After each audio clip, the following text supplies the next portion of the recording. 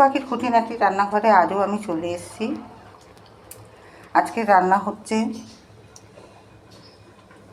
আমুদি মাছ রয়েছে। আমুদি মাছ এখানে বেসন আর মশলা মাখিয়ে ভাজবো।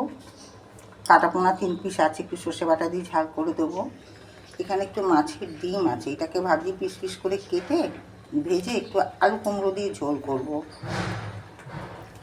আগের দিনের ডাল এখানে রয়েছে, এই ডালটা আমি গরম বসিয়েছি।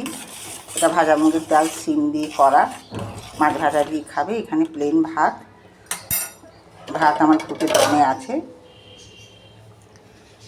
তার সাথে এই যে সৃষ্টির কাজ রান্না করতে করতে এইসব কাজগুলো আমাকে সারতে হবে। আজকে সকালবেলা উঠে সব কাজ আমি সেরে উঠতে পারিনি।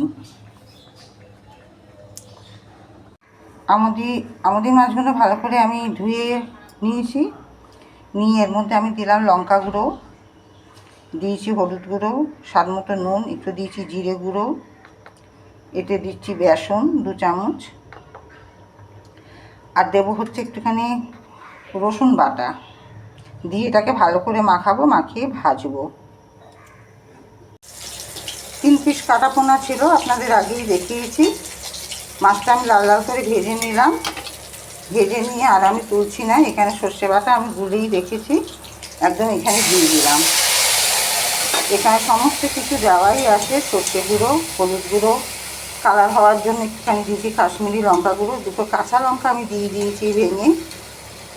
আমি খাবো, জানু খাবে তো, বেশি ঝাল ও খেতে পারে না, আবার ফুচকার ঝালটা খেতে পারে। তরকারিতে ঝাল হলে উনি খাবেনই না, ভাত খাওয়ার বাহানা, ভাত না খাবো। একদম কষিয়ে এখানে আন্দাজ মতো আমি একটু জল দিয়ে দেবো। লবণটাও দেওয়া আছে আমার স্বাদ মতো, দেখতেই পাচ্ছেন।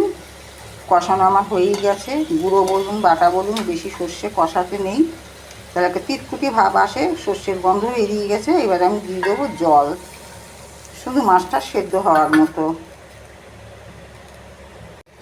মাছ আমার রেডি হয়ে গেছে। নামাবার আগে একটু কাঁচা সর্ষের তেল দিয়ে দিলাম। সর্ষের তেলটা আমি কেন দিই, সর্ষের তেল একটু গন্ধটাও ভালো লাগে, আর হচ্ছে টেস্টও ভালো হয়, তাই জন্য সর্ষে বাটা কিছু করলেই আমি কাঁচা সর্ষের তেলটা দিই। আমি একটা কথা বন্ধুরা, আমি ঘি দুধ খেতে পারি না, কিন্তু আমি গরম ভাতে কাঁচা সর্ষের তেল একটুখানি পেঁয়াজ লঙ্কা দিয়ে মেখে আমি খুব ভালো খাই। জানি সর্ষের তেলের গন্ধটা আমার খুব ভালো লাগে। এই যে মাছগুলো তাও 15 মিনিট হলো আমার মাখা আছে, তাই জন্য আগে আমি কাটাপোনাটা রান্না করে নিলাম। এবার আমি কড়াই চাপিয়ে দিয়েছি, কড়াইতে তেল দিয়ে মাছগুলোকে মচমচে করে ভেজে তুলবো। আমুদি মাছগুলো এই যে দেখুন এরমভাবে ঠিক লাল লাল করে ভেজে আমি তুলছি। খানিকটা ভাজা হয়ে গেছে, খানিকটা কড়াইতে আছে। আর ওই যে মাছের ডিমগুলো আমি পিস পিস করে কেটে নিয়েছি, হয়তো বুঝতে আপনাদের অসুবিধা হচ্ছে। ছোটো ছোটো করে দেখুন পিস পিস করে আমি কেটে নিয়েছি। ওর মধ্যে নুন, লঙ্কা গুঁড়ো, হলুদ আমি দিয়েই রেখেছি। এবার আমি দেবো বেসন, আলতো আলতো করে মাখিয়ে টুকরো টুকরো একেবারে ঘাটিনি আমি আজকে, ওই পিস পিস করে তুলে বড়াগুলো ভাজি। কুমড়ো দিয়ে ডিমের তরকারি আমার রেডি, দেখতেই পাচ্ছেন হয়ে গেছে। যা সুন্দর একটা গন্ধ বেরিয়েছে না, আপনাদের বলেও বোঝানোর মতো না। কাঁচা রসুন, পেঁয়াজ, তার মধ্যে পড়েছে দারচিনি, তার মধ্যে পড়েছে ছোটো এলাচ, সব কিছু মিলেমিশে খুব সুন্দর একটা গন্ধ বেরিয়েছে। খাওয়া তো পরের কথা, খাওয়া তো অনেক দূরে। যাক গিয়ে আজকের মতো এইখানেই আমার সমাপ্ত। আবার আমি আসবো নেক্সট ভিডিওতে নতুন একটা রান্না নিয়ে। ভালো লাগলে লাইক দিয়ে পাশে থাকবেন। সবাই সুস্থ থাকবেন।